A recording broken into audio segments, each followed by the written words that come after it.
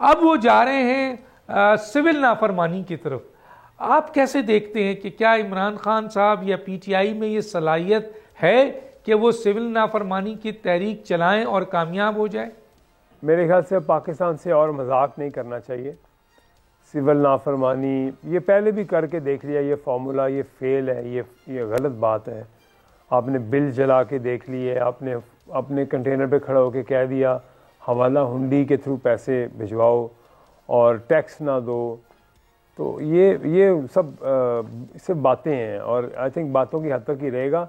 और as a Pakistani कोई भी ऐसा जो मुहिब वतन है वो ऐसे कोई ऐसा काम मेरा ख्याल है कि नहीं करेगा। और ये भी एक इनका जो बयानिया है ये फेल होगा।